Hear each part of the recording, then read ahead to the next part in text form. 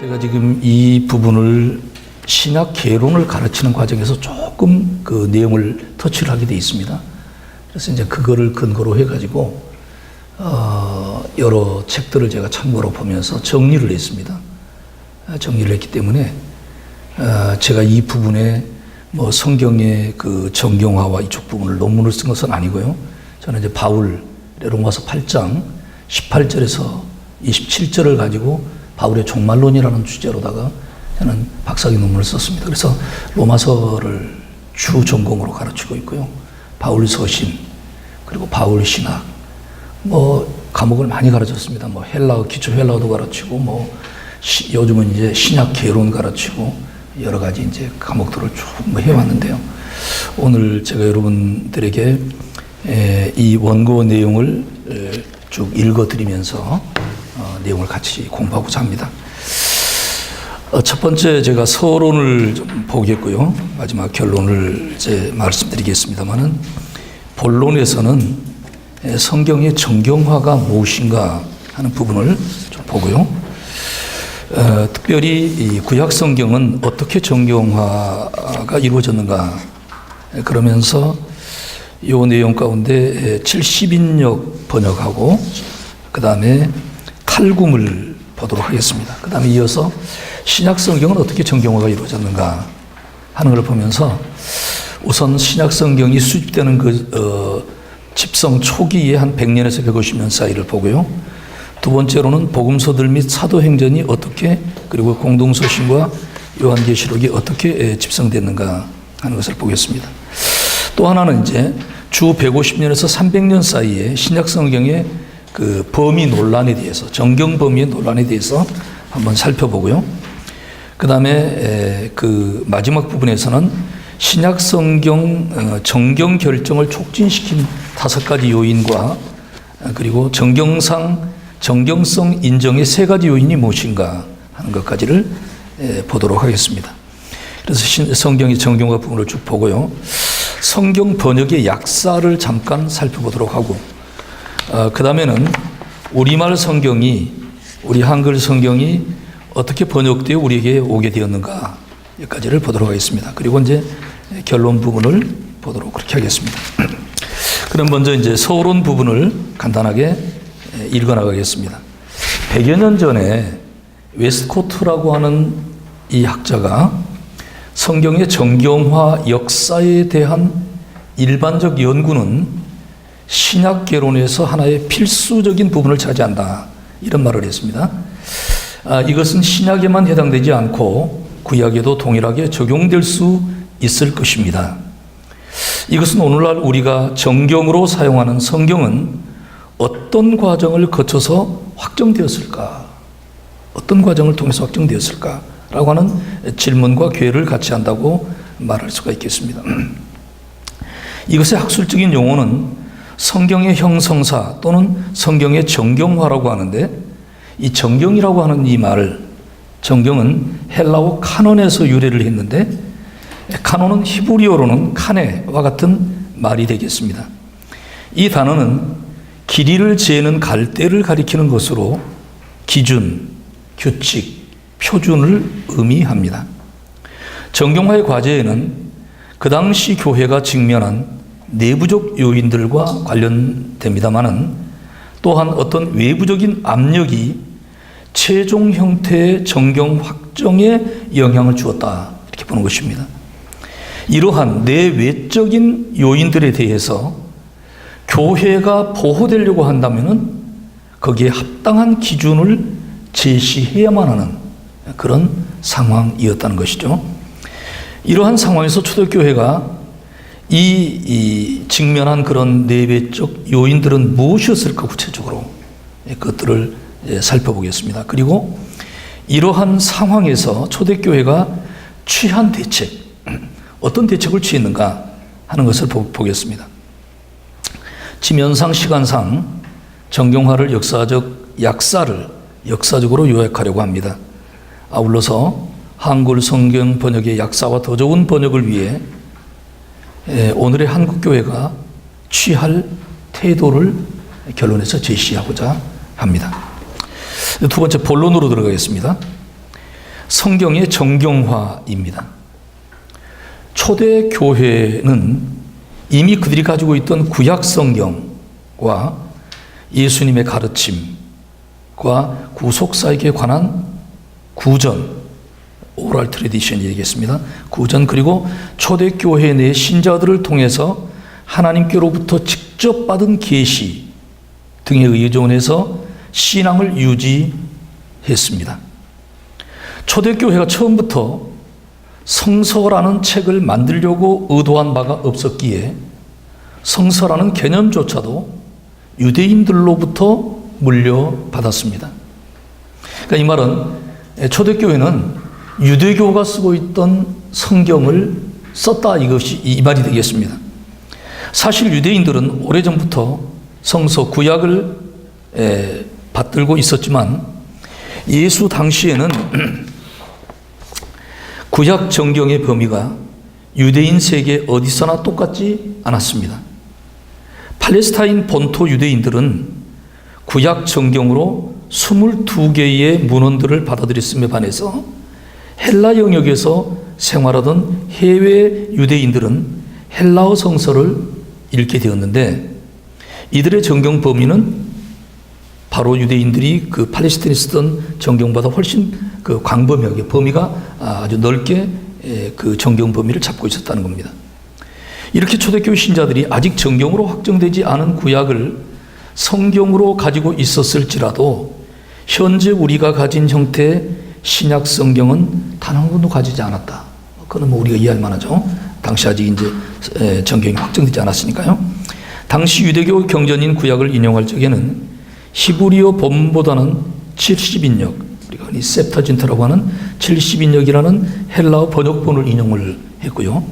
그래서 초대교회가 당시 성서 하면은 구약 성서를 의미했던 것이다 하는 것입니다. 유대인들이 회당에서 구약 성서를 낭독한 것처럼 교회에서도 종교회식 때 구약을 읽고 거기에 대해서 설교한 듯 합니다. 초대교회 사도들의 서신들만 종교 집회 때 읽은 것이 아니고 유대인들이 회당에서 역사서를 읽고 해설한 바와 같이 교회에서도 일찍부터 역사서들, 복음서들을 말하는데 역사서들을 편찬해서 종교 집회 때 낭독하기에 이르렀던 것입니다. 예수를 직접 보고 그의 설교를 들은 사람들이 생존해 있는 동안에는 아직 역사서를 편찬할 필요가 없었습니다. 그러나 그들이 세상을 떠난 다음에는 예수의 말씀과 행적을 기록할 필요성이 고조되었습니다. 오늘날 우리가 보는 복음서들이 편찬되었다는 것이죠. 유스티노가 쓴 호교론 1권 67장 3에서 5절에 이런 말이 있습니다. 일요일에 모두 한 곳에 모인다. 모여서 사도들의 회상록, 복음서들을 말하는데, 혹은 예언자들의 저서를 절차에 따라 낭독한다. 독서하는 분이 독서를 마치면 집회 책임자는 신자들이 들은 바를 실천에 옮기도록 권유하는 설교를 한다. 설교가 끝나면 모두 일어서서 기도한다. 기도가 끝나면 신자들은 빵과 술과 물을 바치고 책임자는 마음을 가다듬어 기도와 감사를 한다. 신자들은 집회 책임자에 응해서 아멘 한다. 이렇게 집회가 끝나서 집으로 돌아갈 때 신자들은 축성된 것의 일부분씩 받아간다. 여기에서 말하는 예언자들의 저서가 구약의 예언서들을 언급한 것으로 볼 때 이미 초대교회가 주일에 드리는 예배 형태는 오늘의 예배나 미사의 틀과도 유사하다는 것을 보여준다. 제가 이제 영국에서 유학을 하는 동안에 그 런던에 있는 마지막 남아있는 청교도 교회가 있습니다. 청교도 교회. 그 교회를 1년 반 동안 계속 집회를 제가 갔습니다. 가서 설교를 전부 받아줬고 그분들과 교제를 나눴습니다. 근데 그곳에 예배를 가보니까요, 이 악기를 쓰지 않고요, 찬송가는 시편만 씁니다. 그리고 기도 시간에는 반드시 다 일어나서 기도를 하는 그 모습이 지금도 기억이 납니다. 지금 제가 왜 이 얘기를 하냐면은 이 초대교회의 그 예배 형태에 대한 얘기가 기록에 나와 있는데, 유스티노의 증언에 의해서 나와 있는데, 여기도 보면은 오늘 우리가 쓰는 예배 형태는 좀 상당히 이렇게 변화가 있지만 큰 틀에서 상당히 유사한 점이 있다, 이런 것을 지금 이제 보게 된다는 것이죠. 계속 내용을 보겠습니다. 이러한 내적인 문제 외에 외적인 문제로는 이단 사상인 영지주의와 맞서야 했고, 또 말시온이라고 하는 이단의 출현은 교회로 하여금 정경화의 시급성을 갖게 했습니다. 말시온은 구약과 신약의 하나님을 구별해서 구약의 하나님은 악한 하나님이고 신약의 하나님은 선한 하나님이라고 구별하면서 비록 구약에는 진리가 있다고 해도 저급한 진리밖에 없다고 주장을 했습니다.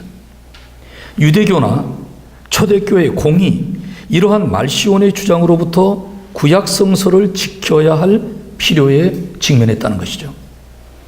말시온의 주장에 의하면 신약에서는 누가복음과 바울의 서신만을 신약의 경전으로 인정한다는 것이었습니다. 이런 상황에서 초대교회는 정경을 확정하는 일이 시급해졌습니다. 그동안 교회가 보존하고 사용하던 전승들을 각 권의 신약들, 전승들을 각 권의 신약들로 이렇게 수집을 하고 책으로 묶는 정경화 작업이 진행되었던 것입니다.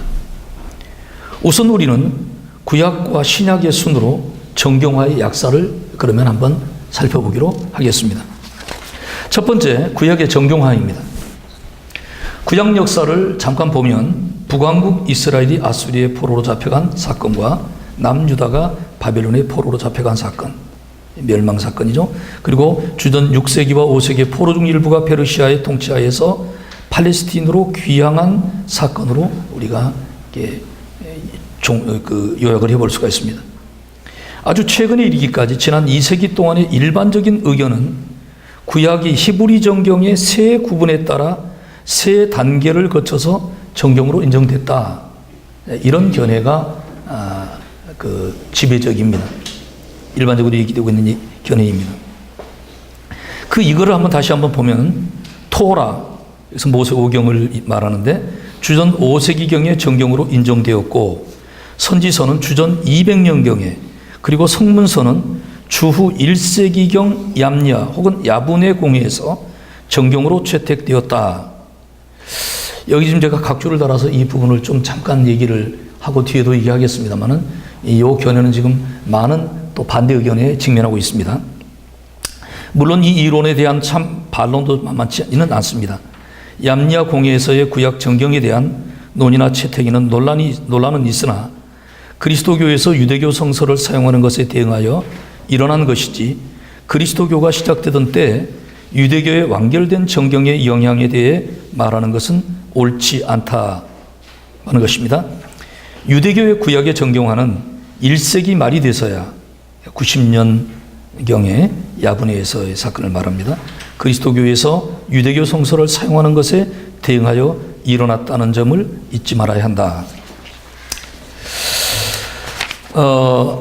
야분회설에 대한 전통적인 해석과 이것에 대한 반론이 상존하는 가운데 요세푸스는 이런 말을 합니다.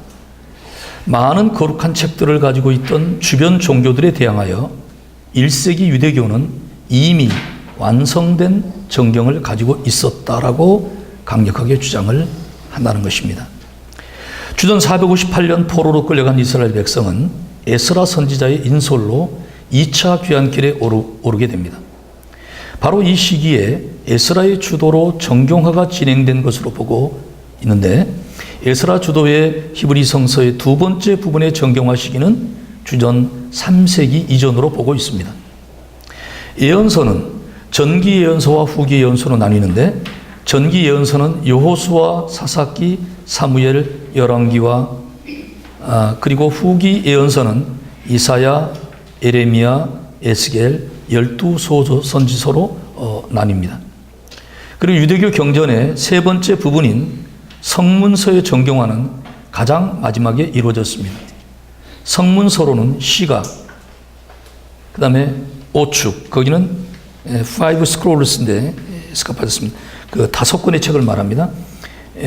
오축 5권의 책, 아가룻기, 에가, 에스더, 전도서이고 역사서, 역사, 다니엘서, 에스라서, 느헤미야서, 역대서 등 12권의 책이 포함되어 있습니다. 정경화를 위한 성문서의 결집은 주전 2세기 후반부터 시작된 것으로 파악됩니다. 신약에서 보면 모세의 율법과 선지자의 글과 시편에 나를 가리켜 기록한 모든 것이 이루어져야 하리라. 누가복음 24장 44절. 주님이 하신 이 말씀을 여기서 율법과 선지자의 글, 이거를 예언서로 보는데, 그래 나중에 등장하는 시편은 분명히 성문서에 속한다고 봐야 할 것입니다. 누가가 구약을 인용하는 순서를 주목하면 율법서, 예언서, 성문서의 순으로 구약의 경전을 이렇게 이미 인정하고 있었음을 알 수 있다는 것입니다. 구약 정경에 보다 더 결정적인 환경을 만든 것은 주후 70년 로마의 디도 장군에 의해서 예루살렘이 멸망된 사건과 관련됩니다. 이때 유대인들은 포로로 잡혀가고 남은 자들은 흩어져 피신처를 찾아 나섰습니다. 멸망 후 20년이 지난 주후 90년에 유대인들은 위기 중에 얌리아에서 회의를 개최하였습니다. 거기서 율법서, 예언서 그리고 성문서가 정경으로 확정되었다고 보는 것입니다. 저는 이제 이쪽 견해를 제가 취하면서 이 발표를 하고 있습니다. 이제 그 다음에 70인역 셉터진트의 번역에 대한 부분을 잠깐 보겠습니다. 후에 유일하게 로마가 알렉산드리아를 능가하는 도시가 되었지만 주전 200년까지 지중해 세계의 가장 큰 중심 도시는 알렉산드리아였습니다.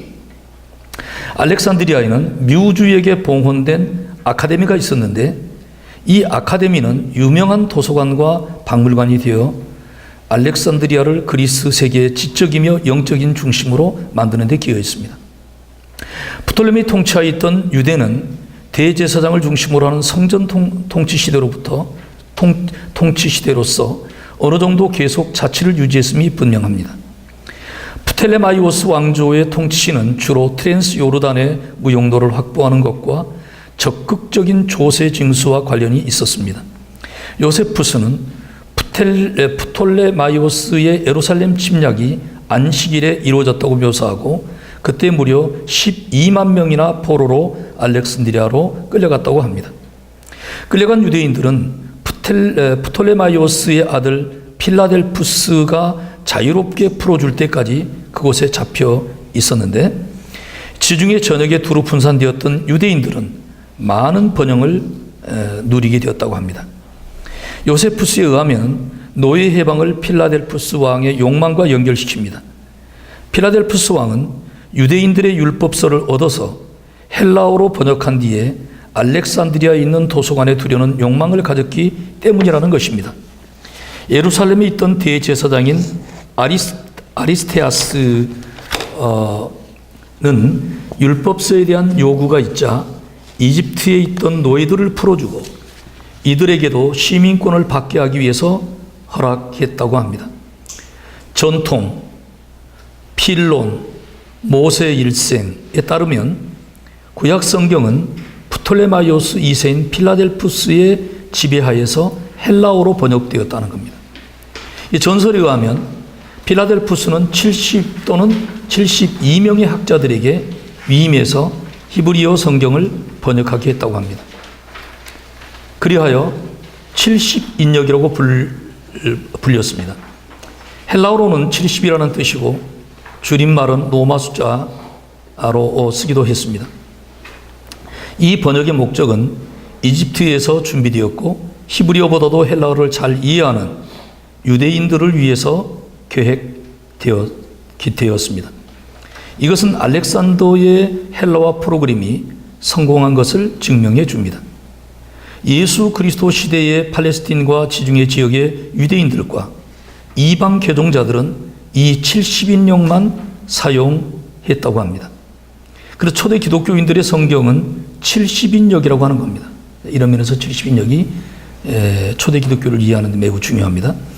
70인역은 히브리어 마소라 본문과 다른 부분이 어느 정도 있긴 하지만은 70인역은 가장 오래된 히브리 성경 중에 하나였습니다.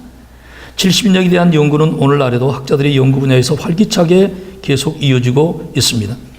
이 70인역 외에 그리스의 역본들로서는 아퀴라 번역본, 신마쿠스 번역본, 테오도티온 번역본, 오리겐의 헥사폴라, 그리고 시리아 페시타역, 라틴어역 등이 있습니다. 그 다음에 이제 탈굼에 대해서 보도록 하겠습니다. 탈굼. 탈굼이란 아람어로 해석한다, 설명한다 라는 뜻을 갖고 있는데 이 구약의 설명문이 되겠습니다. 탈굼은 바벨론 포로기 이후 회당에서는 성경을 낭독한 다음 당시 히브리어보다 아람어를 더 일상적으로 사용하는 유대인들을 위해서 아람어로 해설해 주었습니다. 이 같은 구두 해설의 전승을 거듭하다가 기원전 2세기에는 문서화되기에 이르렀습니다. 탈굼에는 성경 원문에 없는 전승 자료와 상상에 의해 쓰여진 자료들을 포함하고 있습니다. 탈굼의 특징은 구약 전체가 아니고 축자적 공식 번역본, 온켈로스 탈굼, 요나단 탈굼, 그리고 제1 예루살렘 탈굼, 예언서 제2 예루살렘 탈굼 등이 있습니다. 이제 이어서 신약의 정경화를 한번 보도록 하겠습니다. 초기 기독교회에서는 한동안 어떤 규정에 제한받지 않은 성경을 가지고 있었으나 차츰 시간이 지나면서 자연스럽게 얌니아 회의에서 결정한 경전을 구약으로 받아들이게 되었습니다.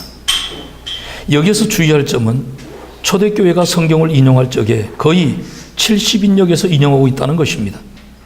그러나 얌니아 공에서 결정된 정경의 권수 39권과 70인역의 것과는 다르게 나타나고 있습니다. 히브리 성서와 현재 구약 성서와 비교하면 책의 권수는 같으나 분류에서 차이가 납니다. 따라서 신약의 정경화 과정에서 구약과 관련하여 고려할 책은 70인역, 탈굼, 그리고 얌니아 회의에서 결정한 구약 성경이 되겠습니다. 그러면 신약의 정경화 작업의 과정은 어떤 과정을 거치게 되었을까요?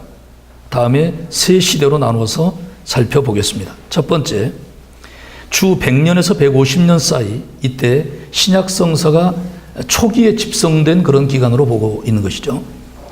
사도들의 시대가 끝나갈 무렵 사람들은 사도들 및 사도들의 직제자들이 남겨놓은 문헌들을 집성하기 시작했습니다.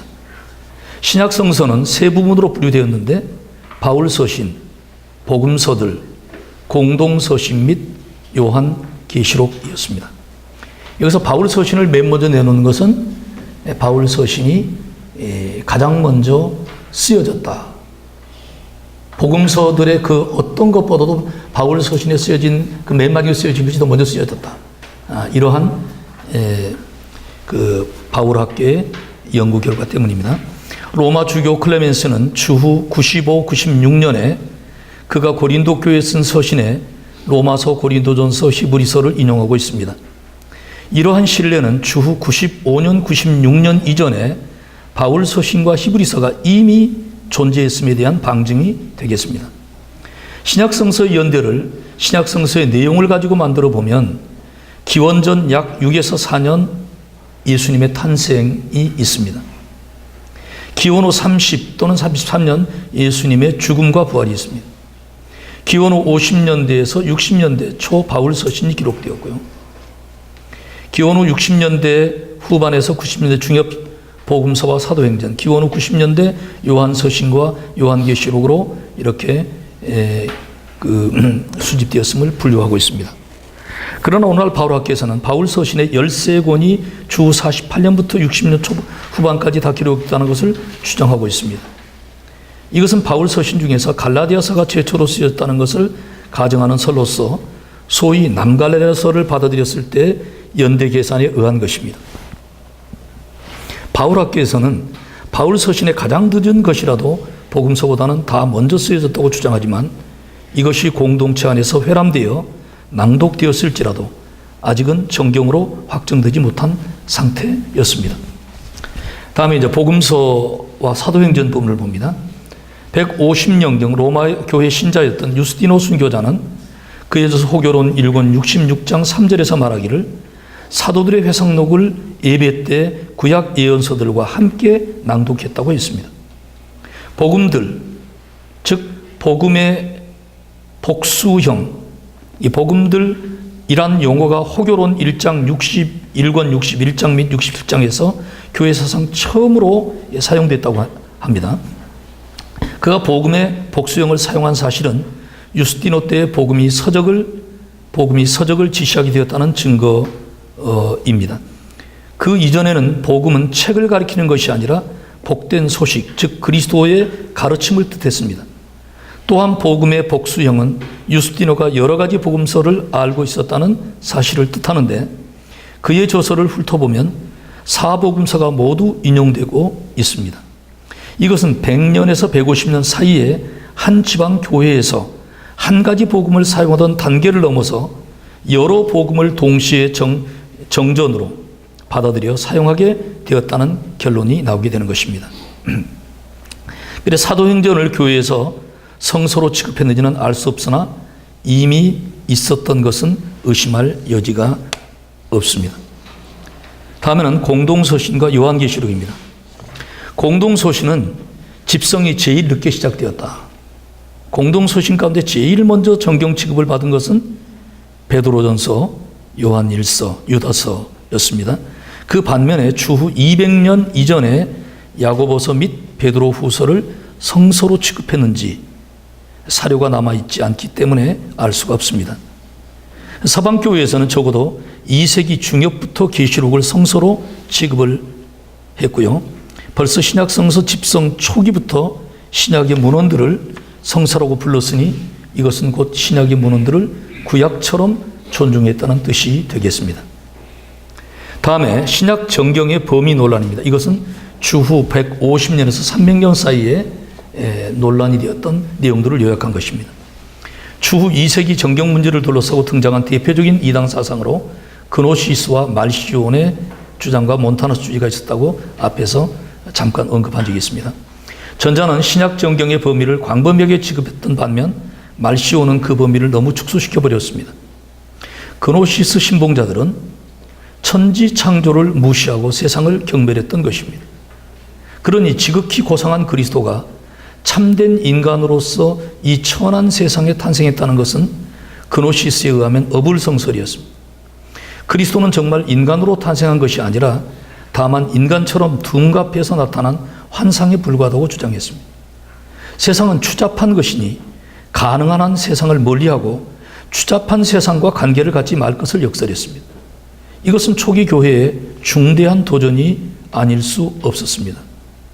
요한복음과 요한일서에서는 이와 같은 영지주의를 반대하는 그런 내용을 우리가 만나 접하게 됩니다. 그래서 우리가 요한일서의 내용을 보더라도 예수께서 그 육체로 오신 것을 부인하는 영은 그거는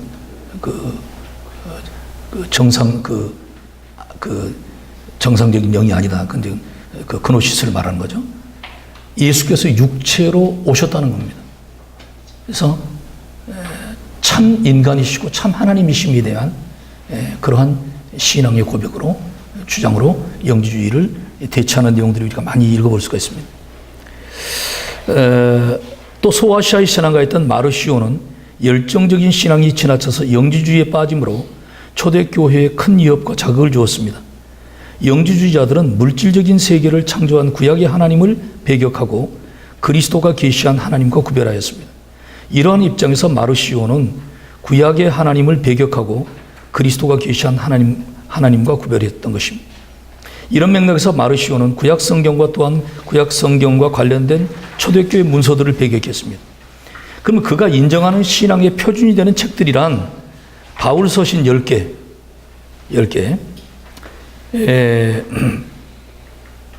와 복음서 중에서는 바울 서신과 관련된 누가복음만을 인정을 했습니다. 누가복음서 중에서도 구약과 관련된 부분은 삭제해버리는 상당한 수정을 가했습니다. 이러한 말시온의 출현은 초대교회에 상당한 혼란과 위기를 가져다 주었던 것이죠. 또 몬타누스는 마지막 시대에 자신의 출현과 함께 보혜사의 때가 도래했다고 하면서 마지막 심판이 임박했으며 새 예루살렘이 곧 이루어진다고 주장했습니다. 몬타누스는 대부분의 교회에서 권위 있는 것으로 받아들였던 문서, 요한복음, 문서 안에 약속된 능력들을 가지고 있다고 주장하며 초대 그리스도교 운동의 묵시문학적 열정을 갱신하는 것처럼 보였기 때문에 그런 다른 그리스도교 공동체들에 대한 심각한 문제를 야기시켰습니다. 이렇게 초대교회는 내외부적으로 도전에 직면한 것이죠.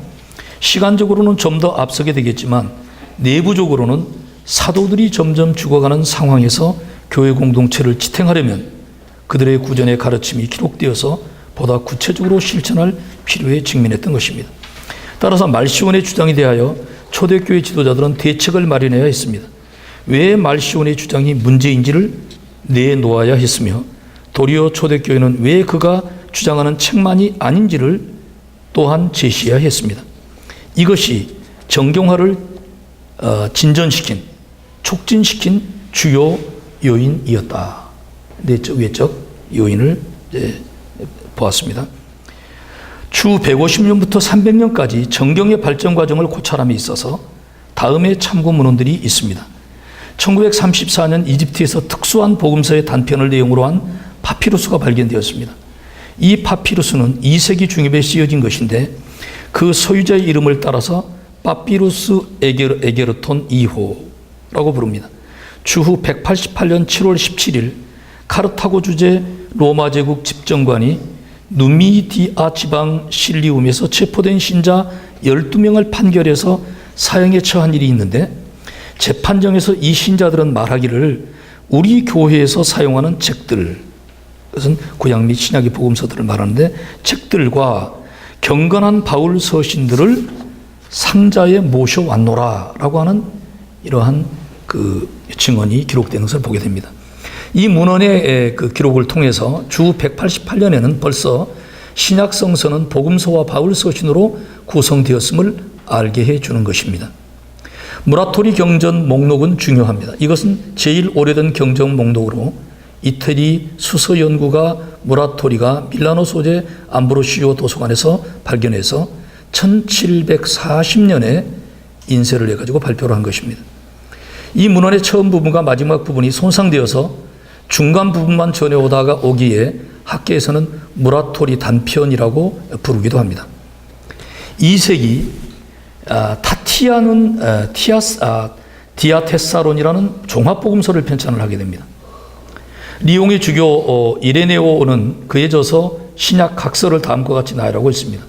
사복음서, 사도행전, 바울서신 12편, 빌레몬서가 빠져 있고요. 베드로전서, 요한 1, 2서, 요한계시록 이렇게 나열하고 있습니다.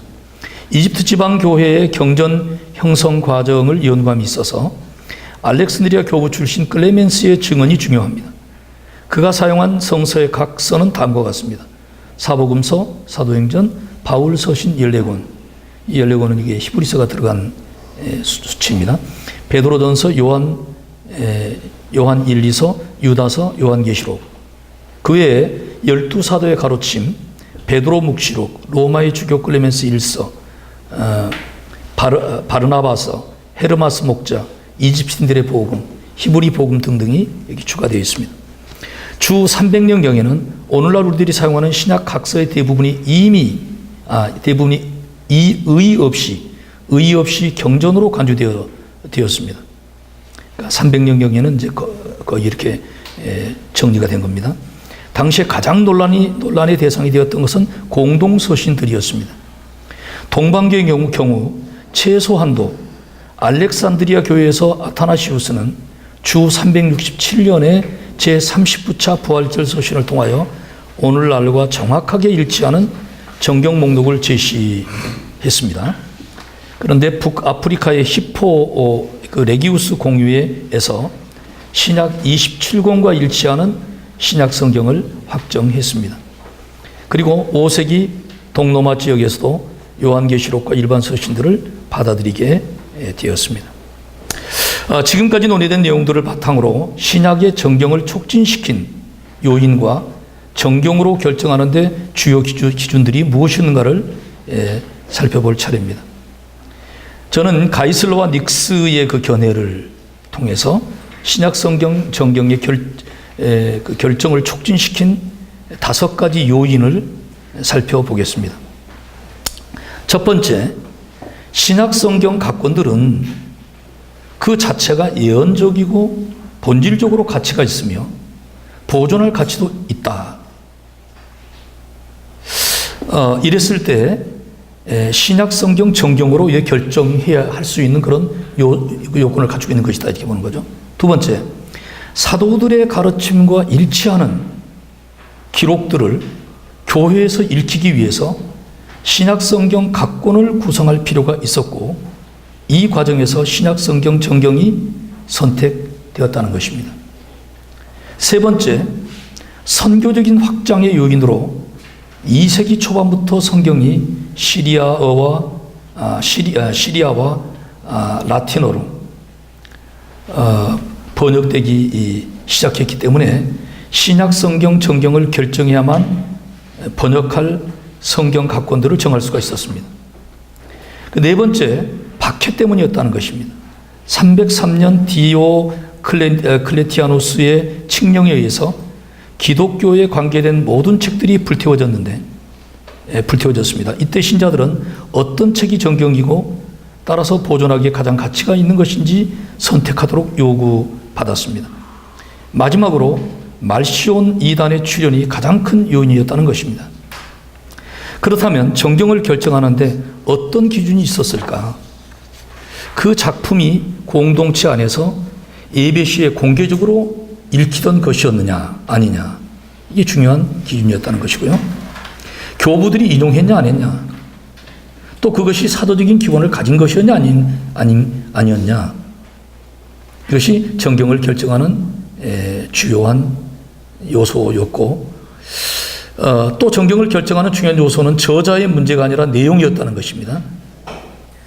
후대의 위조 작품들은 대부분 사도 이름으로 쓰여졌기 때문에 사도성을 밝히는 것을 첫 번째 고려사항으로 생각하는 것은 불가능해졌기 때문이라는 것이죠. 그러면 다른 학자들은 정경성을 인정하는 기준으로 그 다음에 3가지를 제시하기도 합니다. 첫째 원칙이 뭐냐? 사도성이다. 심사 대상인 기록이 사도와 직접 혹은 간접으로 관련을 맺고 있는지를 묻는 겁니다. 두 번째는 정통성, 오도독시입니다. 심사 대상 기록이 교회의 신앙의 원칙과 부합하는지 여부를 보는 것이라는 거죠. 세 번째 원칙, 고대성입니다. 앤티퀴티입니다. 심사 대상의 기록이 사도시대에 기록되었는가의 여부였습니다.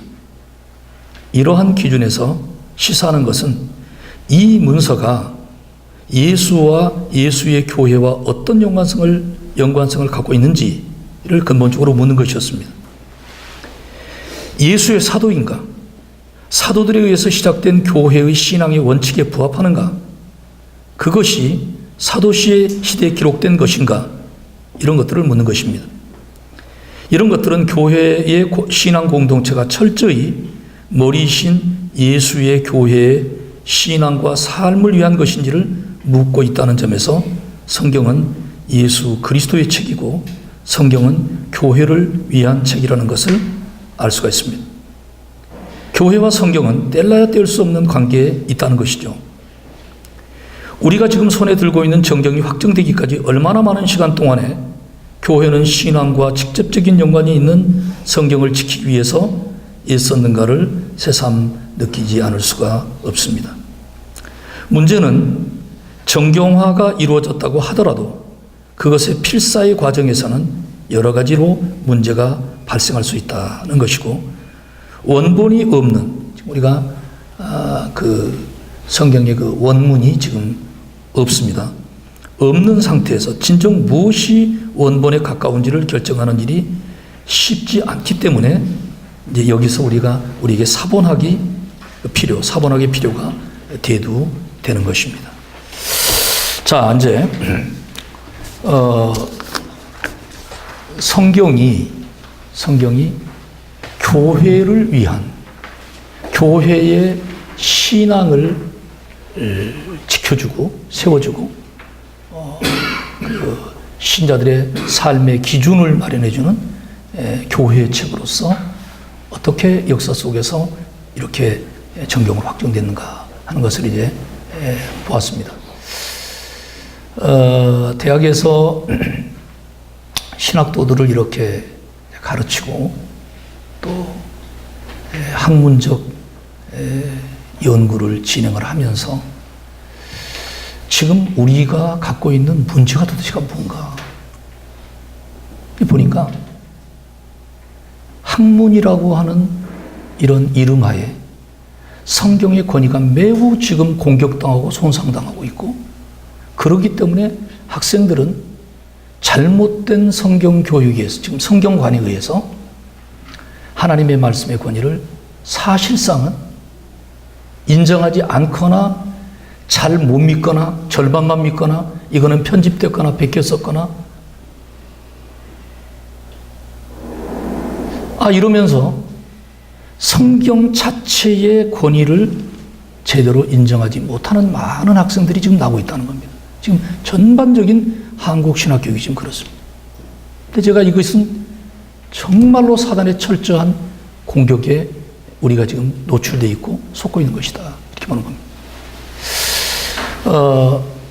말씀을 철저하게 믿고 외우고 묵상하고 그 말씀을 무장을 해서 말씀 속에서 주님의 영광과 능력과 생명을 맛보아 알고 그 말씀이 강단의 메시지와 가르침을 통해서 흘러넘칠 때에 거기 생명의 역사가 일어나고 관절과 골수를 찔러 쪼개는 역사가 일어날 텐데 이것들이 심각하게 지금 손상을 받고 있다 하는 것을 발견하게 되었습니다. 그래서 저는 이제 개인적으로 우리 학생들을 기본적으로 졸업하기 전까지 성경을 900절을 외우게 만들어야 된다. 말씀을 외워야 된다. 철저하게 말씀 속에서 주님을 만나는 역사를 계속 기도하고 이런 사람을 무장시켜야 된다. 이런 원칙을 가지고 제가 지금 신대원장으로 취임한 지 지금 한 달 반 됐습니다만은 모든 부분을 지금 점검하고 있습니다. 이런 방위병들 만들어가지고는 한국교회를 새롭게 일으킬 수가 없다. 지금 상황이 어떤 상황인데 이 모습 가지고 우리가 지금 전투의 사람을 내보내겠는가. 그런 지금 하고 있습니다. 저는 개인적으로 이제 이런 신학을 하기 전에 주님의 능력, 주님을 만나고 성령의 불을 받았습니다. 제가 바로 이 바로 뒤에 있는 동교동 교회에서 예배 드리다가 그냥 성령의 불을 받아버렸어요. 얼마나 충만하게 받았는지. 중학교 2학년 때 예배 시간 내내 막 성령의 불이 막 밖에서 타고 내 안에서 타고 뜨거운 불이 막 타면서 제 영이 열리고요. 엄청난 하나님의 그 은혜를 이렇게 체험하게 됐습니다. 그러다 보니까 하나님의 말씀이 믿어지고 주님이 믿어지고 그 말씀의 능력이 막 내 속에서 역사를 하는 거예요. 그러니까 제가 하는 곳에는 막 귀신들이 떠나가고 막 병자들이 고쳐지고 초대교적 역사가 막 따르는 겁니다. 그러니까 하나님의 말씀을 이렇게 접하면은 얼마나 이 말씀이 소중한지를 그냥 알고 뭐 신학 공부를 하기 전에 알고 저는 지금 그 신학 공부를 하게 된 거예요. 그 때문에 외국에 가서 공부를 하고 있으면 저분이 지금 구원받지 않은 사람인데 아이고 저 교수는 예수를 전혀 모르시네. 구원받지 않았는데 이게 분별이 되는 거예요. 저 말은 듣지 말아야지. 이러면서 공부를 해왔습니다. 오늘 우리 교회가 말씀에 의해서 바르게 세워진다면 이 모습의 지금 교회가 아닙니다. 아닙니다. 주의 영광과 능력과 권세와 거룩이 충만하게 넘치는 교회가 이 위대한 교회가 주님의 교회가 아니겠습니까? 그래서 이 교회를 회복하는 길은 하나님의 말씀을 깊이 묵상하고 이 말씀을 사랑하고 말씀을 통해서 주님과의 깊은 교제가 이루어지고 거룩해지고 하늘의 소망이 하늘의 영광이 명백한 이러한 하나님의 사람들을 세워놔야만 은퇴비 가지고 싸우고 교회에서 돈 가지고 싸우고 이런 말도 안 되는 수준의 이건 기독교도 아닌 이런 일이 벌어지겠습니까? 이런 생각을 제가 해봅니다. 자, 이어서 이제 마지막 부분으로 가겠습니다. 성경의 번역의 약사입니다. 현재 우리에게 남아있는 신약 사본들은 헬라어 사본이 약 5,400개, 라틴어 사본이 약 8,000개, 여타 언어로 된 사본이 1,000여 개 정도가 있습니다. 헬라어로 된 사본 중에서 신약성서 거의 전체를 포함하고 있는 사본은 55개, 복음서와 사도행전, 바울서신 그리고 일반 서신을 전부 포함하고 있는 사본은 약 1950개입니다. 사도행전과 일반 서신만 포함하는 사본은 400여 개, 바울서신만을 포함하고 있는 사본은 500여 개, 그리고 요한계시록만을 포함하는 것은 220개입니다. 신약 원문을 복원하는 데 중요한 6대 자료로는 파피루스 사본, 대문자 사본, 소문자 사본, 성구집, 교부들의 인용문 그리고 고대 번역판본들입니다. 현대 학자들이 소장하고 있는 초기 필사본들은 2세기까지 거슬러 올라갑니다. 가장 초기의 사본인 요한의 릴린드 단편의 연대가 주후 1135년으로 추정됩니다. 현존하는 원본은 아직까지 없고 사본만이 무수히 존재합니다. 당시의 필사본의 요청이 쇄도하자 한 난독자가 방 안 가득히 앉아있는 필경사들에게 한 사본을 택해서 불러줌으로 받아쓰겠습니다. 이 과정에서 여러 가지 문제점들이 발생했습니다. 그래서 사본 비평가들은 다음에 몇 가지 원칙을 가지고 신약 성경의 원문을 결정했습니다. 헬라어 필사본들, 초기 역본들, 그리고 초대교회 교부들의 저서들과 성구집 속에 나오는 인용문들이 그것이었습니다. 신약의 원본들은 사라지고 사본들이 있는데 그 사본들이 수없이 많다는 것을 이해합니다. 그러면 어떤 사본이 가장 원본에 가까울지를 연구하는 작업이 필요하다는 것을 알게 됩니다. 이것은 사본학을 연구하는 학자들의 몫입니다. 교회는 이미 확정된 정경을 중심으로 보다 더 정확하게 번역해야 하는 책임이 있습니다.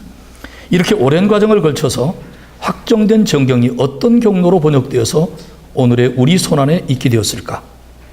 번역본을 고대로부터 살펴보면 아람어 탈금력이 있었고 헬라어 번역본 70인역 그리고 라틴역으로 제롬은 383년 복음서를 시작으로 하여 405년 신구약 번역을 마쳤습니다.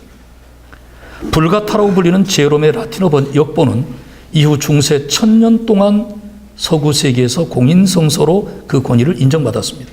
그 밖에 고대 이집트어인 곱트어, 고트어, 아르메니아어, 시리아어, 그루지아어, 이디오피아어, 아랍어 역 사본이 전해지고 있습니다. 거기에서 사본들은 필요에 의해서 계속 복사되었을 것입니다. 그러면 영어 성경 번역판과 더불어 한글로 번역 과정은 어떻게 되었을까요? 신약 성경 영어 번역판을 보면 1382년 존 위클리프가 라틴어에서 영어로 번역하여 출판한 성경이 첫 번 성경입니다. 당시 위클리프는 평신도의 손에 성경을 쥐어줘야겠다는 목적으로 번역을 한 뒤 청빈한 사제단을 조직 평신도들에게 성경을 나눠주며 가르치게 했습니다. 후에 이단으로 몰려 화형을 당한 위클리프는 종교개혁의 샛별이라고 불렸습니다. 그 후에 1525년에 성경을 모국어로 평신도의 눈앞에 제시하지 않고는 그들을 진리 앞에 굳게 서게 할 수 없음을 깨달은 윌리엄 틴데일은 영국을 떠나 독일에서 신약을 인쇄하여 영국으로 보냈습니다. 그는 루터의 독일어 성경과 라틴어 역본의 도움을 받아서 헬라어에서 직접 번역했습니다. 틴데일 역은 근대 번역이 출현하기까지 문체나 내용면에서 표본이 되었고 영어를 훌륭한 문장 언어로 만드는 데 크게 기여한 것으로 평가받고 있습니다. 틴데일 역시 화형을 당했습니다. 영어 성경의 출판이 줄을 잇는 가운데 1582년 로마 카톨릭의 두의 이역이 출현하였고 1611년 킹 제임스 역, 다른 말로 흠정역이 빛을 보았습니다. 1604년 영국왕 제임스 1세가 전 영국 교회가 하나님 예배 시에 사용할 수 있도록 성경 번역을 명령하여 성공회와 청교도, 성직자 및 평신도로 구성된 54명에 의해서 1611년에 완성을 했습니다. 이게 바로 킹 제임스 버전이라는 것이죠. 내용면에서도 독일어의 루터역과 성경과 루터역 성경과 함께 쌍벽을 이루는 명역으로 알려져 있습니다. 영어 산문의 가장 숭고한 금차탑으로 평가되고 있기도 합니다.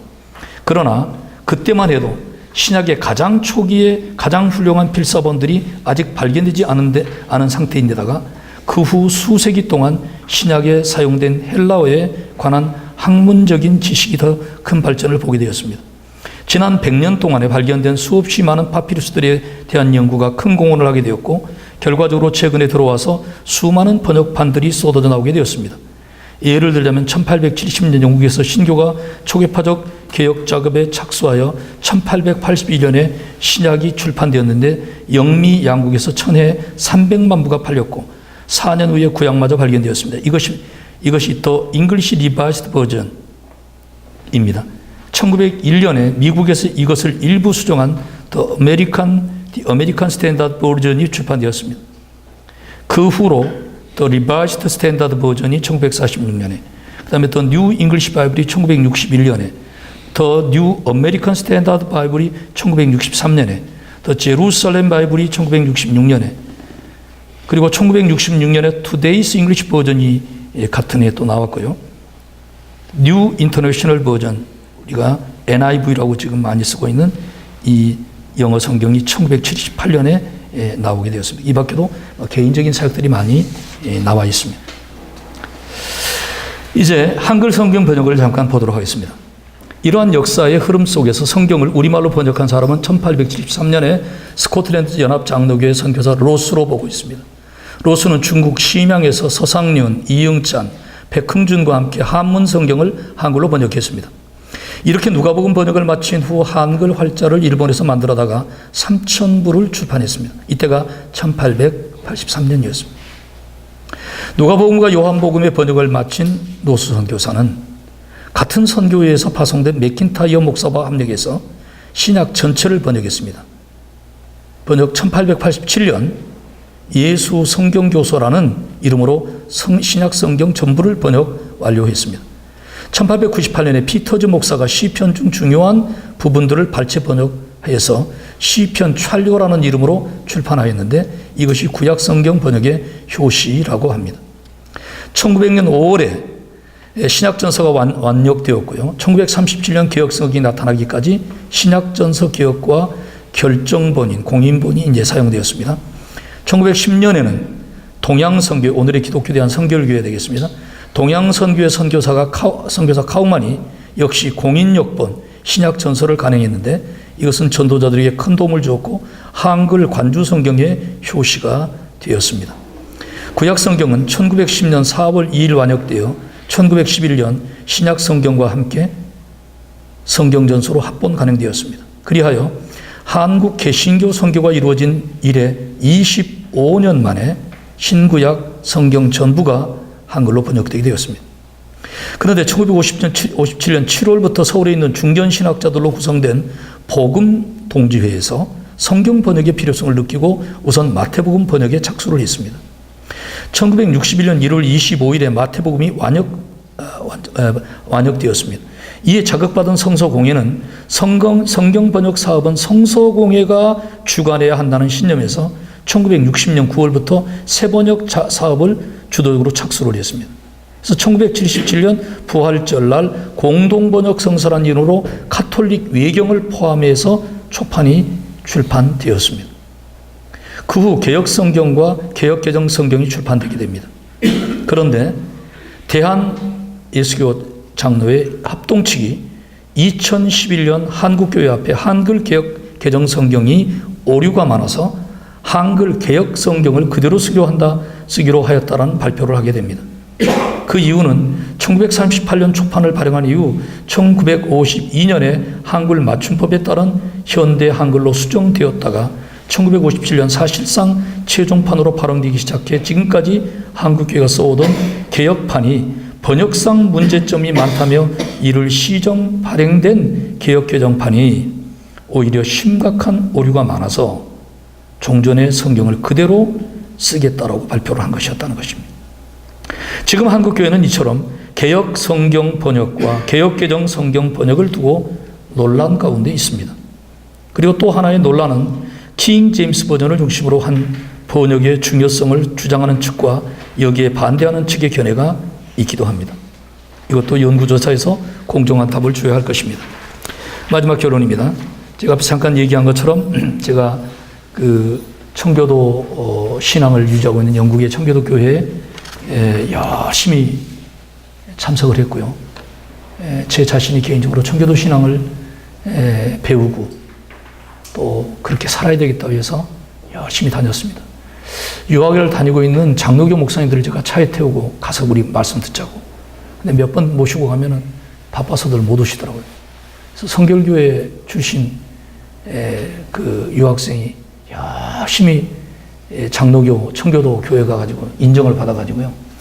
그 바이블 소사이어티에서 조갑진 목사가 요청하는 모든 킹제임스 번역판 성경은 언제든지 보내주겠다. 이렇게 약속도 받았습니다. 기염을 많이 받았습니다. 하여튼간에 열심히 제가 열심히 듣고 사람들과 같이 얘기 나누고 청교도 신앙을 배우기 위해서 노력을 좀 했습니다. 그러면서 그 런던 바이블 소사이어티 성경 지금 출판사죠. 이 바이블 소사이어티가 킹 제임스 번역을 그렇게 강조합니다. 그리고 그 성경이 가장 중요한 성경이라고 때도 그렇게 얘기를 자기도 해줬습니다. 이 논문을 준비하면서 한동안 생각지 못했던 성경 형성사와 번역의 문제의 중요성을 새삼스럽게 느낀 시간이었습니다. 성경의 형성사 또는 정경화에서 하나님께서 교회를 사용하시는가? 일관성 있게 예수를 중심으로 사도와 교회들의 사도적인 전통을 따라 선별 작업을 하게 하셨는지를 보여주었습니다. 하나님의 놀라운 섭리하심이 이 성경의 이 정경화 과정에 역사하셨다는 것입니다. 이것은 교회를 보호하고 교회의 신앙과 삶의 표준으로서 성경의 중요성을 철저히 갖게 하려는 하나님의 의도가 거기 계셨다 이렇게 봅니다. 대단히 성경이 저는 중요하다고 보고 있고요. 여러 가지 이제 번역에 관한 부분이라든지 이런 것들은 계속해서 우리가 같이 연구하고 보다 더 정확한 뜻을 우리가 잡아야 되겠지만 그럼에도 불구하고 지금 주어주신 성경을 그 말씀도 겸손한 마음으로 무릎 꿇고 주의 말씀을 받으려고 하면은 성령님께서 우리에게 놀라운 은혜를 베풀어 주시는 능력의 말씀이 성경 말씀이다. 너무 귀한 말씀이다. 저는 이렇게 이제 보고 있고요. 개인적으로 아들놈이 둘이 있는데 한 놈은 보스턴에서 지금 그 미국의 나자렛 교회에서 전도사로 일을 하고 있습니다. 두 아들을 놓고 제가 하는 얘기는 이놈들이 일생을 통해서 주님을 만나고 우리 주님을 높이고 주님의 말씀을 사랑하고 증거하는 자녀가 되기를 아무것도 원치 아니하오니 하나님의 말씀 복음을 사랑하고 이 복음을 모든 사람들에게 전해서 이 복음으로 사람들을 살려내고 교회를 교회되게 하는 자녀가 되면 좋겠다는 것이 기도의 제목인데 하나님께서 참 인도해 주셔가지고 그 아이들이 다 하나님의 말씀을 깊이 공부하는 자리에 서서 일을 하고 있습니다. 그래서 이제 저는 우리가 이제 여러 학자들과 여러 우리 믿음의 선배들이 이렇게 여러 가지 조사를 해서 우리 정보를 주고 있습니다. 주고 있는데 우리는 지금 주신 하나님의 말씀도 너무 귀하고 여러 가지 번역들을 참고로 같이 보면서 어떻게 이 번역들이 보다 더 하나님의 의도를 잘 드러내는 걸 참고로 우리가 보면서 얼마든지 우리가 믿음 생활을 잘할 수 있고 메시지도 잘 전할 수가 있고 우리가 이 말씀을 잘 순종만 하면은 거룩한 변화와 하나님의 생명의 역사가 흘러넘치는 사람들이 된다는 것에 뭐 의의가 없습니다. 그래서 이제 우리는 교회는 주님의 머리이시고 우리는 주님의 몸이고 이 단어만도 엄청난 능력 있는 말이 아닙니까? 우리 주님이 우리의 머리이십니다. 그리고 우리가 우리 주님의 몸입니다. 얼마나 놀라운 약속의 말씀입니까? 그래서 이 역사 속에서 주님의 사역을 재현할 이 땅의 유일한 공동체가 뭐냐? 주의 몸된 교회다. 이건 지금 예배당 건물들입니다. 이거 다 이 건물들로. 우리 예배당 안에 지금 우리 교회가 여기 있습니다. 우리 목사님들, 우리 모든 성도들, 신학도들, 우리 주님은 그리스도시고 살아계신 하나님의 아들이라는 고백 속에서 내가 예수 그리스도의 분명한 종이라는 고백이 분명한 사람이라면 우리는 주님의 교회가 될 기본 자격을 가지고 있습니다. 기본 자격. 이 고백이 있는 사람. 자기가 죽은 사람이고 십자가에 장사된 사람이고 예수의 부활의 생명으로 일어난 사람이고 거기서 그 영광의 길을 주님이 부른 길을 우리가 달려가는 사람이 예수 그리스도의 사람이고 교회입니다. 이 교회를 반드시 우리는 탈환해야 돼요. 세워야 됩니다. 일으켜야 됩니다. 그래서 이 교회를 세우고 교회되게 하는 중요한 축복이 하나님의 말씀인데, 성령으로 말미암아 말씀을 통로로 하여 오늘도 주님의 나라는 확장되고 있습니다. 정경으로 채택된 문서들은 믿는 사람들, 즉 열정적으로 믿는 사람들이 자신의 증거하는 진리 가운데 기록한 것이고, 그러한 맥락에서 기준을 설정해서 정경화 작업을 한 것이고, 그것에 근거하여 번역을 한 겁니다. 그러나 인간의 한계와 연약성으로 발생하는 작은 실수들과 번역 과정에서 어떤 사본을 표준하느냐에 따라서 좀 문제가 있을 것입니다. 이 논문에서 가장 믿을 만한 논문으로 무엇을 써야 하는 것이며, 그리고 그것을 어떻게 번역하는 것이 좋은지를 이 역사 속에서 찾아보려고 했습니다. 제가 조사한 바에 의하면 윤사무엘이라고 하는 학자는 킹 제임스 성경을 대본으로 삼은 전통 수용 헬라어 본문으로 종교개혁자들이 사본으로 삼은 본문이라고 하면서 그 사본의 수가 5,000개가 넘는다고 주장을 합니다. 또 다른 사본은 대부분 현대판 영어 성경이 대본으로 삼은 것으로 영지주의 영향을 받은 헬라어 비평 신약 성경이다로 주장을 하면서 여기에 속한 사본은 45개라고 주장을 하고 있습니다. 필자는 종교개혁자들과 청교도들이 사용했던 사본에 근거한 한글 구역성경, 곧 1911년에 완간한 그 전통을 일단 존중하지만, 그 이후의 한글 개혁과 개혁 개정은 사본이 네슬 알란트 사본에 근거한 것인데, 이것은 매우 영지주의의 영향이 물들어 있기 때문이라는 비판을 우리가 귀담아 듣되, 킹 제임스를 주장하는 측에서는 왜 네슬 알란트 사본을 써야만 했는지에 관해서도 포용심을 가지고 경청을 해야 한다는 입장입니다. 성경의 정경화 역사는 역사로서 알지만, 그 정경을 번역하는 과정에서 개혁과 개혁 개정 간의 불편한 논쟁과 미국의 국제 대다수 본문협회의 영향을 받은 TR과 KJB 킹 제임스 버전의 복귀 운동을 전개하는 쪽과 한글 개혁 성경 또는 개혁 개정 성서 간의 갈등을 해소시켜야 할 형편이라고 하는 점입니다. 과연 어떤 사본이 더 신뢰할 수 있는 사본인가? 이것에 근거한 번역 성경은 무엇인가? 한글 성경은 이러한 전제에 충실한 것인가? 등은 우리가 풀어야 할 과제입니다.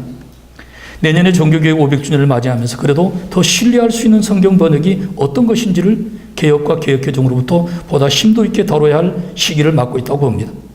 아직도 우리 한국교회와 세계교회는 성경 번역상에 더 좋은 번역의 과제를 두고 상호 간의 입장을 존중하면서 진지하게 갈등을 풀어나가려고 대화를 하고 실제적으로 번역에 협력을 해야 할 것이라고 봅니다.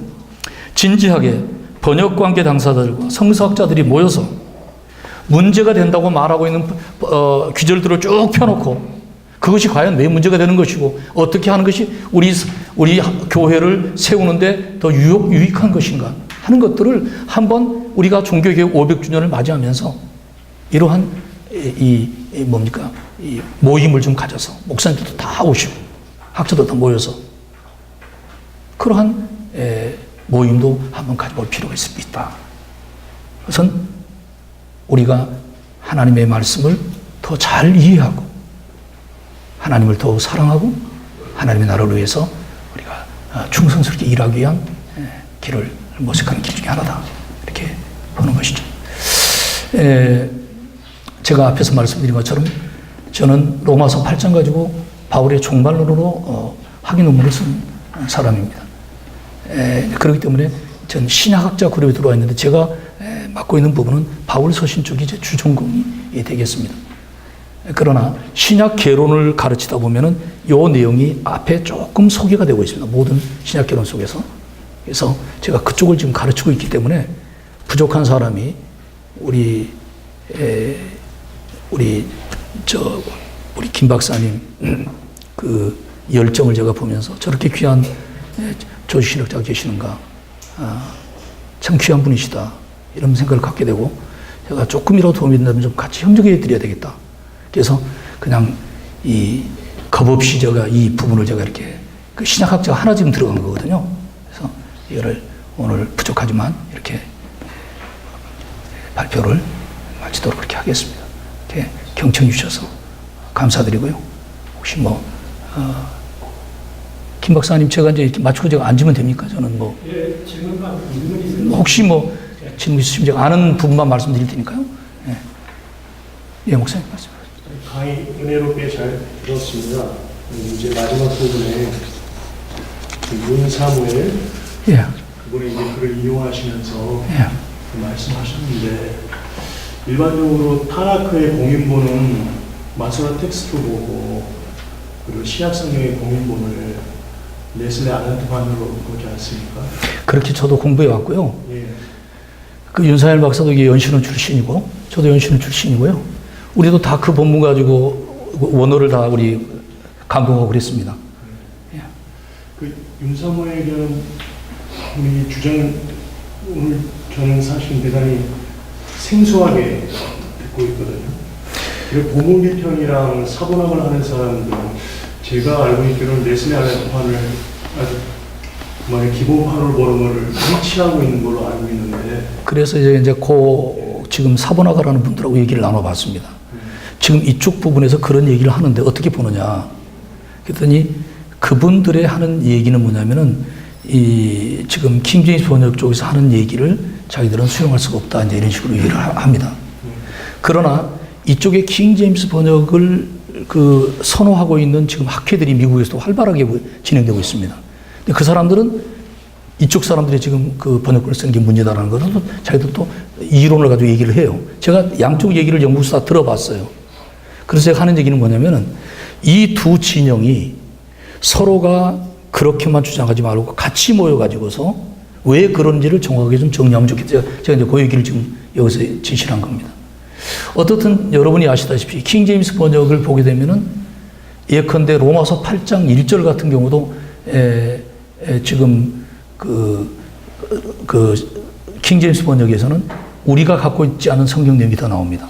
그리고 킹제임스 번역에서는 많은 부분들을 이쪽에서 삭제시켰다 이제 이렇게 비판을 하고 있습니다. 그래서 이런 부분들도 우리가 한번 잘 양진영이 모여서 같이 학문적으로 토론하고 왜 그렇게 하는지를 같이 나누어서 한국 교회가 정말로 정당하게 쓸 수 있는 부분들을 분명하게 정리를 해주면 좋겠다. 이 말을 제가 지금 하고 있는 것입니다. 혹시 다른 또 질문 있으시면? 네. 저희 개신교에서는 66권을 사용하지 않습니까? 네네. 근데 아시다시피 가톨릭에서는 66권 그 외에도 예. 또 다른 외경이라고 예. 그런 걸 사용하고 있는데 그거는 약간 이제 우리가 지금 강의되는 가운데 보면은 사본이 수없이 많네요.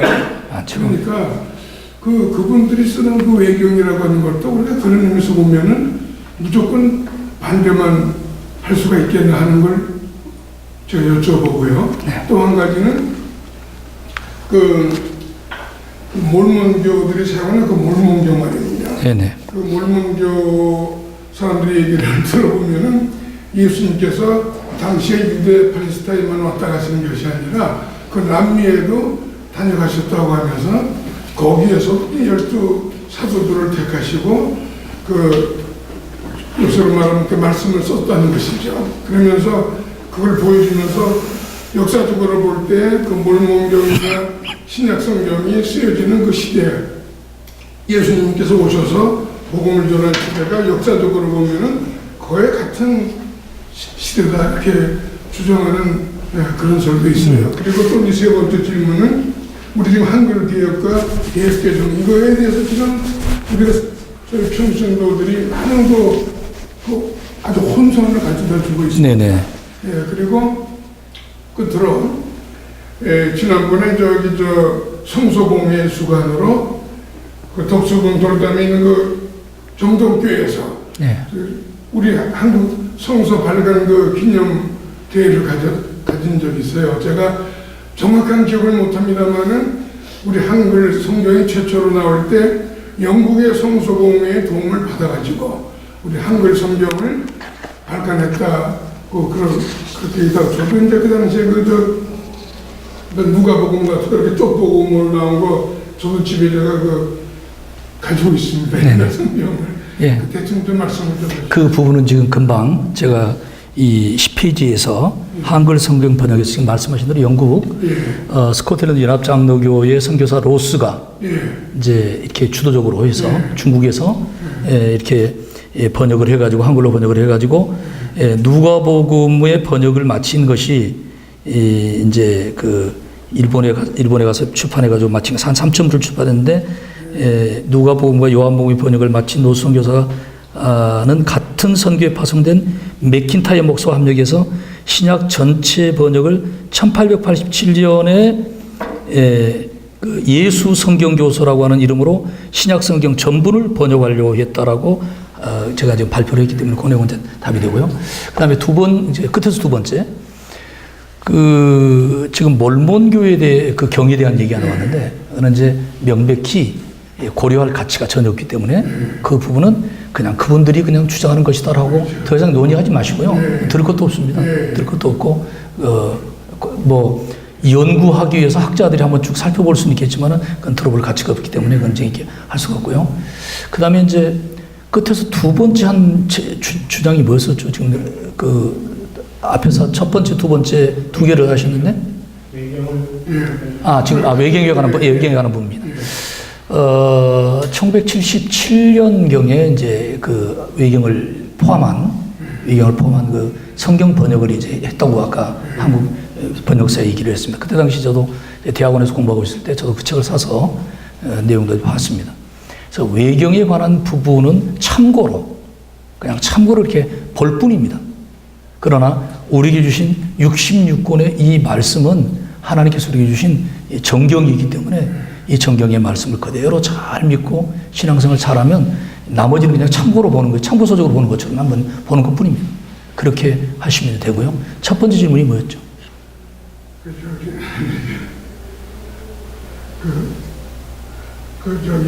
아까 그 가톨릭 그런 데 말씀이죠?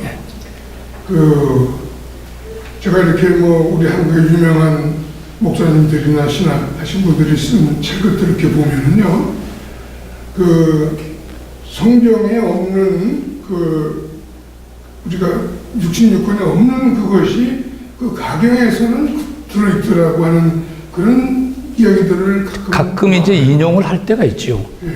그런 얘기가 있다.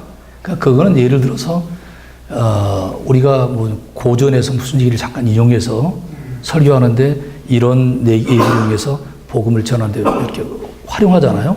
그런 걸 그냥 참고로 듣는 것처럼 그냥 참고로 듣는 얘기로 하시고 항상 저는 이제 일반 신자들도 그러고 학생들도 그러고 좀 새로운 얘기에 대해서 관심이 많지 않습니까? 근데 그러지 말고 있는 말씀 참 묵상하고 그 말씀 많이 읽고 그 말씀에 깊이 젖어 있는 사람이 되면 된다 저는 이렇게 보고 있어요. 근데 제가요 그 일본어 성경을 이렇게 좀 읽어보면은 우리한테 없는 절수가 예를 들어서 우리 성경은 어느 장은 뭐 10절까지 있는데 거기는 뭐 한두 절이 더 있다든가. 아까 바로 지금 제가 얘기한 것이 킹 제임스 버전에서는 우리 성경에서 없음이 거기 특히 나와 있습니다. 거기 돼 있습니다. 그러니까 뺐다고 이렇게 주장을 하는 겁니다. 본래 있던 걸 뺐다. 그렇게 얘기를 한 거기 때문에 바로 킹 제임스 버전을 자세히 읽어보면 많은 부분들이 우리말 성경에서 빼진 부분들이 거기 있는 것들이 있다 이거예요. 그러니까 참고로 그걸 보시라는 거죠. 그리고 계시록에서요, 우리 중국어 성경은 이제 계시록이라고 나와 있고 일본어 성경은 국기록이라고 써 있어요, 글씨가. 그냥 한자 용어 상의 차이라고 이해가 되지만은 우리말 성경에는 요한계시록이라 요한을 딱 밝혔단 말이에요. 근데 영어 성경은 그냥 레블레이션이라고 나와 있잖아요, 그렇죠? 근데 저는 뭐 학자가 아니라서 그렇게 넓은 면은 모르겠습니다만은 그 우리말 속에 요한계시록이나 그 요한이 꼭 들어가야만 되는 건지 안 들어가도 되는 건지. 제가 볼 때는 지금 요한 1, 2, 3, 4하고 요한복음하고 계시록을 한 저자로 이렇게 이제 보았던 그런 전통에서 그런 것 같아요. 그러니까 그거는 제가 볼 때 큰 문제는 아닌 것 같고요. 그런 입장으로 그렇게 번역에 앞에 붙여놨다 이해하면 되지 않을까 생각을 합니다. 네. 혹시 뭐 다른 질문 있습니까? 지금 아까 목사님이시죠? 질문하신 그 부분은 제가 목사님 좀 이따 마치고 난 다음에 제가 책을 한권 드릴게요. 그 윤사멜 박사가 쓴 책이 하나 있는데 그분 혹시 말씀보존학회에 속해 있는 그분은 그런 분은 그런 분 아니고요. 미국에서 연신을 졸업하고 장신을 하고요. 네. 미국으로 와서 프린스턴과 하버드에서 공부를 했는데요. 이분은 미국에 있는 그 소위 킹 제임스 버전 학교가 있어요. 해년마다 연례대회가 크게 열립니다. 거기에 계속 가서 글을 발표하고 그러면서 이제 그분들이 주장하는 내용들을 중심으로 해가지고 공부한 내용들을 자기가 책으로 이제 낸 게 있어요. 그러니까 제 생각은요. 어느 번역본이 원문에 가까운지 그 고무미평적 서로 이제 토론을 하자는 것은 좋은데 혹시 이제 말씀보존학교처럼 오직 그것만 바른 성경이다라고 주장하는 것은 대단히 좀 비약이 아닌가. 그래서 바로 그 부분을 네. 그 부분을 제가 양자촉에 다 이렇게 얘기를 좀 들어보니까 강경하대요, 서로들. 이쪽은 그렇게 지금 말한 것처럼 킹제임스 측을 무시하고 있고요. 이쪽에서는 여기는 지금 많이 잘못된 사람들이라고 생각하고 있고. 그런 게 있어요. 그래서 그러지 말고, 우리가 킹제임스 버전을 가지고 그 성경을 읽고 신앙생활을 하든, 또 우리가 지금 개혁교정이나 개혁성경을 가지고 하든, 우리가 구원받고 하나님의 사람으로 살아가는데 큰 문제는 없습니다. 그 문제는 없어요. 그러나, 이제 다만, 보다 더 하나님의 말씀을 보다 더, 원본은 없지만은, 우리가 번역본 가지고 이제 번역해서 이제 하는 거지만은, 그래도 어떤 것이 가장 더 원본에 가까울까를 우리가 찾아내고, 그것을 하나하나 아까 말한 것처럼 서로 연구를 해가지고서 우리가 학자들이 자주장만 할 것이 아니라 같이 모여가지고 그 부분을 바른 답을 내가지고 한국교회, 세계교회에다가 우리가 이렇게 내놓은 것이 좋겠다. 그래서 뭐 그런 그 공동의 장을 좀 마련하면 좋겠다 생각을 저희 지금 하고 있어요. 우리 500주년을 맞이해가지고. 그래서 양측을 다 좀 초청해가지고 목사님들 다 오시라고 그래가지고 한번 깊이 대화를 나눠서 접점을 한번 찾아보자. 무엇이 답인가. 그런 마음 생각도 있습니다. 제가 그 얘기를 제가 아까 제시를 한 겁니다.